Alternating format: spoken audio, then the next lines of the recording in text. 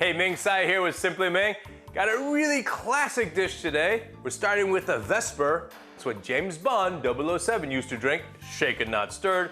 And then Saumonière, the classic French dish. So simple, 5 ingredients: salt, lemon, parsley, butter, salt. That's it.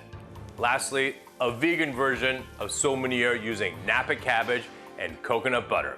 It's all coming up, plus Henry, right here, right now on Simply Ming.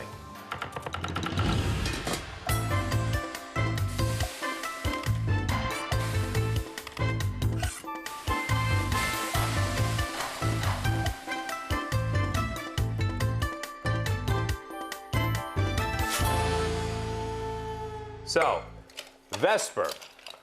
It's a funny cocktail in the sense that we actually mix gin with vodka. And by the way, guys, this is not a mild drink. This is why you need to be 007, right?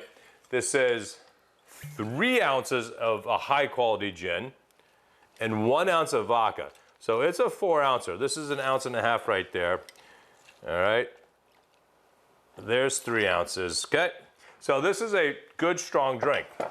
Then, again, get the best tasting vodka that you can get, and we do 1 ounce of that. Then, on top of that, we add a little Lillet Blanc. And there you just add just 1/2 ounce. That's the drink, guys. Really simple, easy to make, and the key for all martinis is you gotta shake the dickens out of it. And I guess Bond was shaken, not stirred. So we're gonna go really hard on the shake until my left hand is super cold.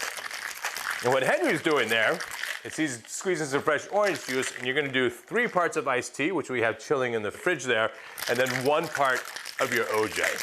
So it really has nothing to do with this, but you can't have 3 parts gin nor 1 part vodka. Sorry, Hen. Okay, Not heard yet. that. So, I'll wait a bit. you want to see those ice crystals. And check this out, guys. This is key. I actually have sparkling water. Why? Well, I like sparkling water.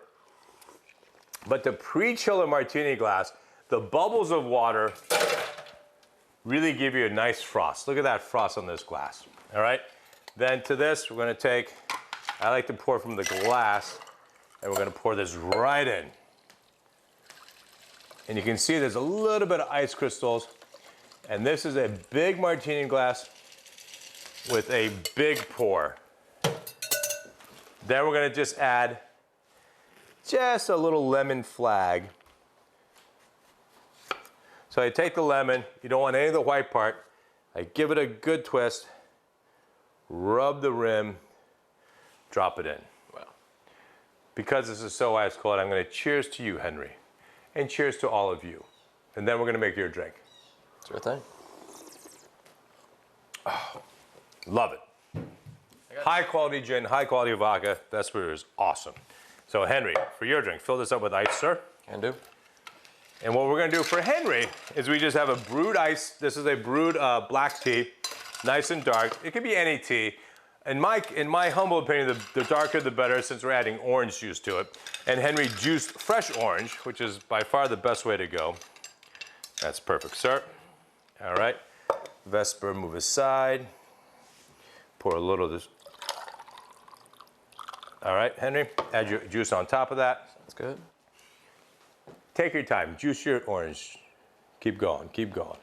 Perfect. Let me grab a little chopstick for you, Henry. Give this a little stir. Stirred, not shaken? Yes, stirred, not shaken. I'd put a little bit more ice in there, Henry. Okay. Next time, fill it. I think it's key, especially with iced tea, when you freshly brew it. Go ahead, take a big sip and put some more ice in there, sir. See if it's, first of all, do you like it? You're a big Arnold Palmer fan. Oh yeah, that's How's good. that? All right, top yourself with more ice and we're good to go. All right, so 2 very simple cocktails, guys. Henry, cheers to you. And cheers to you. I wish I had yours. No, I don't.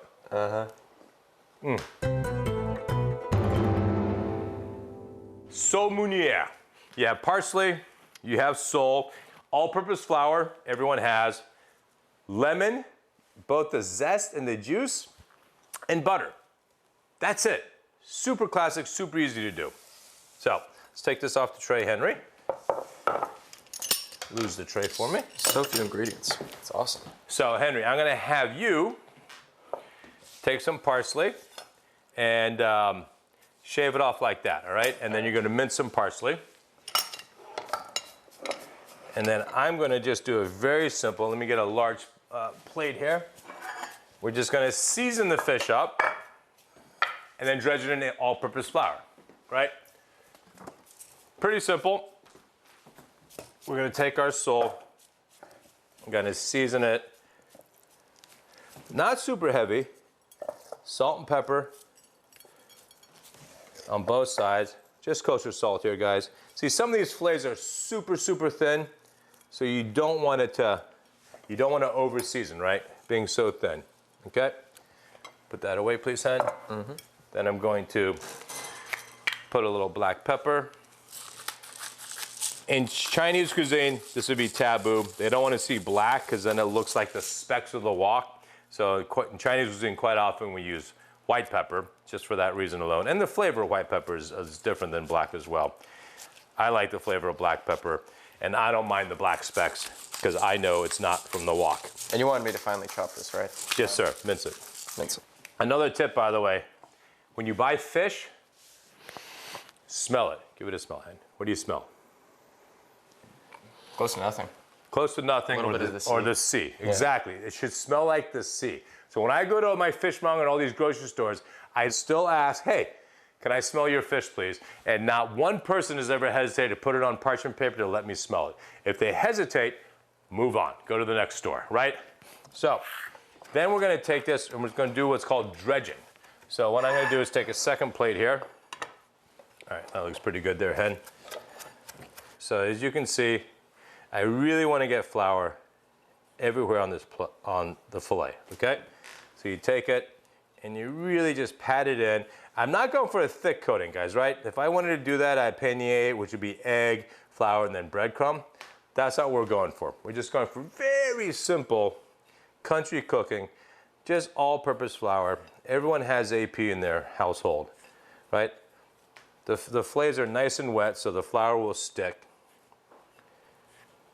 And super quick cooking too, guys. These are so thin, it's gonna be about 2 minutes, probably 3 minutes max aside, and we're gonna be all done. So we're gonna get a pan on high here. So I have my fillets. I'm gonna use grapeseed oil to give it a good sear. I wanna get color on both sides, and this is something you make sure you do. I have my oven at 200 degrees.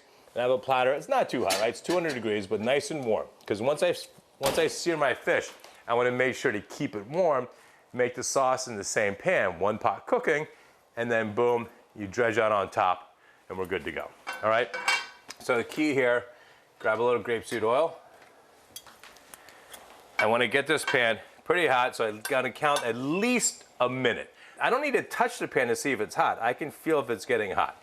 So now I can feel 10 more seconds, 9, 8, 7, 6, 5, 4, 3, 2.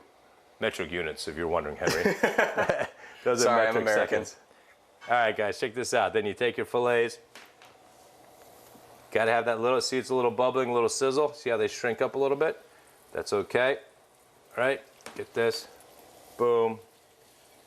Get this. 3. See if I get my 4th one in there. Nice skinny boy. All right. Wow. Should look pretty good there. Nice job on your parsley. Thank you. And it's okay, you're gonna see it curl up a little bit, that's okay as well. Again, I'm gonna cook it a lot on one side because I want to get a little bit of color, and then I'm gonna flip it onto the other side. All right, let's see how we did here. Okay, I'm gonna get just a little more, needs just a touch more. What I'm gonna add 1 pat of butter right now, split it in half, because this will help it color then, right? So 1 pat of butter will help it color, and you wanna go what's called beurre noisette. So it's okay to add the butter. Beurre noisette is browned butter. And you can see how this butter is already browning a little bit. And you can see how luscious and delicious this fish is gonna be. But butter is also gonna help color it, right? It's gonna help it get it a nice brown color. So let's see if we got some color here now. Oh yeah, see that? Nice and tan, like that. That's what we're looking for, guys. Just the lightest fry. Just a light brown, because you don't want to overcook the fish. All right? So this is almost done, guys. I'm gonna go on this side literally just about a minute, and then lay it down on this warm platter I have. And then to this, I can add more butter, and then we're gonna add the lemon juice parsley. That's it. There is a very famous woman who's watching from upstairs. This is one of her favorite dishes ever to make for herself and for her guests, Julia Child. And she loved it for its simplicity, and she loved it because any fish would work, right? Saumonier is the classic. You could use thinly sliced, you could take salmon, and I would cut, thinner pieces of salmon. You can use striped bass, halibut, they all work. But sole, especially gray sole, something like this, is a poor man's cut, if you would, because it's not very expensive. And that's why people really, really liked it. All right, so this looks really good. I'm gonna take my platter out. And if you don't preheat the platter, will it lead to the fish getting soggy once you plate it? Yeah, that's a great question. If you don't preheat the platter, I'm gonna put hot fish on a cold platter, and then all that beautiful work I just did to get this fish good color, you're gonna just make it wah, wah, wah. You know what I mean, Henry? Oh yeah. Wah, wah, wah. Look at this color. Look at that. Wow. That's what we're talking about. Okay. So because this is preheated, we can leave it right there. I don't want to put it back in the oven because it'll overcook it. So I'm going to turn the heat down to just low because I want this to slowly noisette. What I want to do though is zest and juice a lemon, right? So I want to get this done. I want that butter to come slowly together. So I'm just going to zest the lemon here. Zest first, right? Then juice. Obviously really hard to zest the lemon once you've juiced it, right? And again, as a reminder, just the yellow part. The white part of a lemon is pretty bitter, all right? So just the yellow part. Okay, so there's that. Henry did a decent job on the parsley. I'm gonna go a little bit more, Henry, sorry. Just a little bit more. It's all right, I'm the foil in this relationship. Nice. Okay, boom and boom. And we have our zest and our juice. Okay, now check this out. See that? Nice beurre noisette. Add our parsley. Watch it's gonna splatter, Henry. It's always gonna splatter when you add parsley to something like this, some hot oil. Okay, you can smell it. Look at that. Wow. I can turn this off, right? Parsley and zest cooking. Add the juice of one lemon, like this. No seeds, like that. Then just reduce it a little bit. Add just a touch of salt. I don't need any pepper because I peppered the sole. And that's it. All right, let's go to the board. Let's plate this up. Sure thing. Check this out. So then you take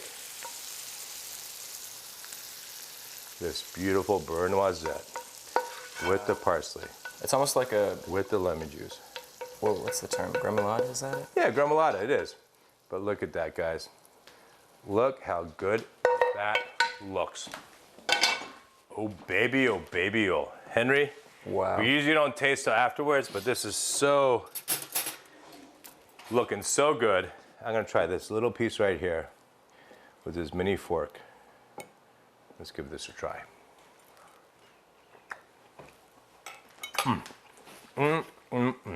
That's where saumonier is just so good. Now we're gonna do a cool vegetarian version of this, guys. Same ingredients, except for the AP, I'm using rice flour. And out of all the gluten-free flours, you're using rice just because... I'm using rice. You can use rice or cornstarch. Both are really good flours. Here's some twine, guys, right? So I'm gonna take my twine. You're like, what does he have twine for? I'll tell you why I have twine for. I need both ends here. Okay, here we go. So I'm gonna take this end. I'm going to tie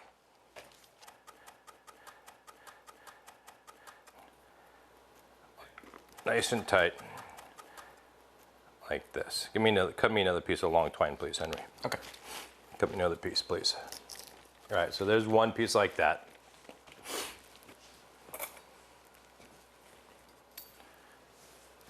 Thank you. Then I'm gonna do it again. Take this. You're trussing a Napa cabbage. I'm kind of trussing, right? I'm gonna make it super tight, like this, and tie it tight. They come around this side, tie it again. You know what I'm gonna do here, Henry? I would like to know, but I haven't the faintest idea. Okay, there. Tie a dead knot. I don't need to take this off later. All right, so now I have twine tied on both sides like that. Twine on both sides like this. What I'm making is cabbage steak. So I cut it there. I'll cut an inch steak here and cut an inch steak here. So you end up with two. Whoa. One perfect cabbage steak. Here, maybe we can. You can rebuild that. But this is what I'm looking for, guys, right? So I'm going to start this pan.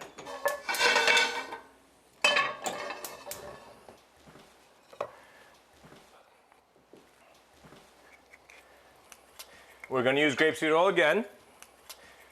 Hot pan, not the pan that has the fish, obviously. Going to season. You do still need to season, right? Cabbage does not come seasoned. By the way, I've done this also with just green cabbage. Green cabbage also works. Definitely black pepper. Now, there's not going to be nearly as much flour sticking to this. I just want a little bit to coat. Okay, see that? Just a little bit in the oil. Yeah. See that? Really get a nice coating on it. And actually, you know what? I got to coat the other side. I'm going to have a hard time coating the other one, both sides. Okay, there. I'm going to take this out before it gets too hot and coat the other side. I'll coat this one again. Okay. And so I noticed with the sole and with this, they're so moist that you don't really need a liquid for the. Yeah, usually like the old classic French for breadcrumbing is, you know, flour to get the egg stick, egg to get the breadcrumbs to stick. Here we're going straight flour. I'm going to turn this down to medium because this is obviously such a thick piece. I want to make sure it cooks all the way through. Obviously, you can eat Napa cabbage raw, so I don't need to worry about it cooking to 160, right? It's not like cooking pork or any type of ground chicken.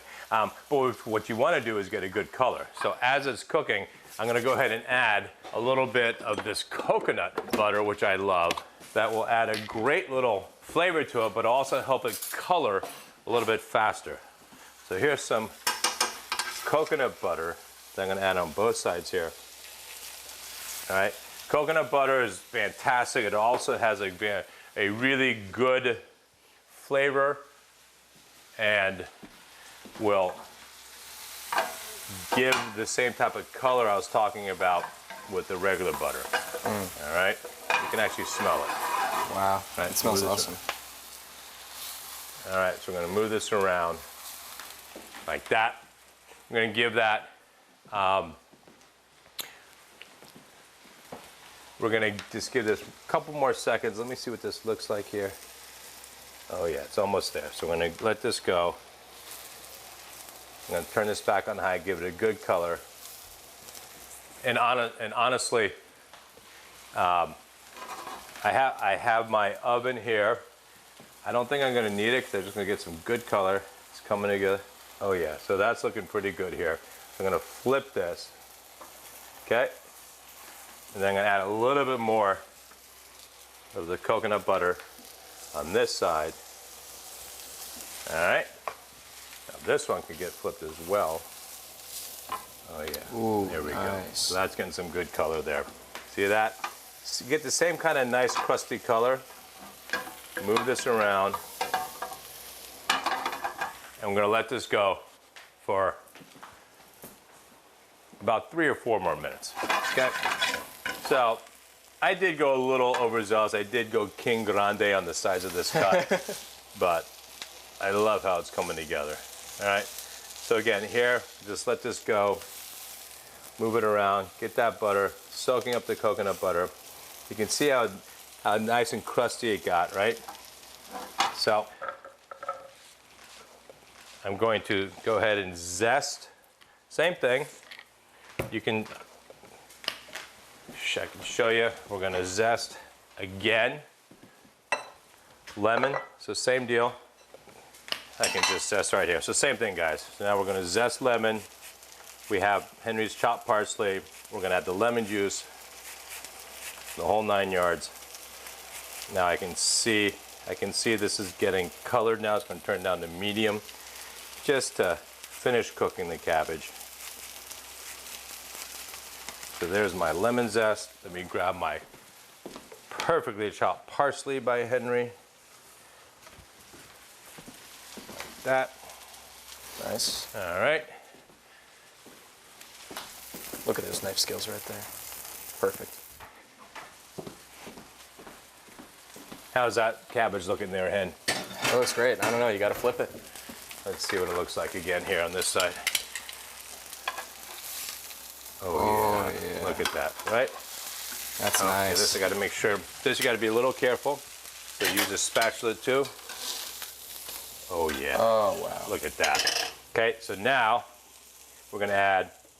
I have my tray. So I'm gonna pull out my platter here. Again, another heated platter. Take this out. Be careful. You don't want the cabbage to break. Voila. Voila. Okay. Then don't forget to take out, obviously, the string. Right? Voila. Wow. And I don't mind that these leaves, a couple leaves fell down, right? But to this now we can add more coconut butter, right? And I'm gonna add just a little bit, because I can, extra virgin olive oil. Gives it another level of flavor. Awesome. Same thing, parsley, lemon zest. Okay, watch the splatter. Get that going. Then we add a little lemon juice. Just like we did before. Nice. And this dish is also done, right? So mix that around. The olive oil was, I used a good amount of coconut butter, so I just wanted to thin out a little bit of the olive oil. All right, so this is good. Let's plate this up. Same thing, guys. Now we take this awesome vegan lemon zest coconut butter. And I think I mentioned to Henry that some people use capers. It's not classic because capers are quote unquote expensive, but So this would classify as like your standard French. this is the most classic of all classic. Check that out. Henry, I'm gonna have you try this. Let me cut you a little piece here. Okay, Henry. Actually, I'll try it first. Go right See ahead. how we did. Oh my God. Oh. Henry, I think you're gonna like this. All right, I'll get right in. Tell me what you think here, Hen. Here, I'll feed you. Like father, like son. What do you think? Rice flour, it gives it a good crust. It gives it a great crust, right? Whoa. There we go. All right, guys, there it is. Saumoniere, cabbage meuniere. We can't call that an Arnold Palmer. Guess we can call it what? Is that trademarked? I don't know. Arnold Palmer's in heaven, so I doubt he's going to sue us. Yeah. But let's call it the Charlie Hoffman, who's another PGA pro. Cheers to you. Cheers to you. You guys, cheers to you. Go make yourself some saut meunière or the vegan version's cabbage meunière. And as always, Peace. and good eating. Ciao.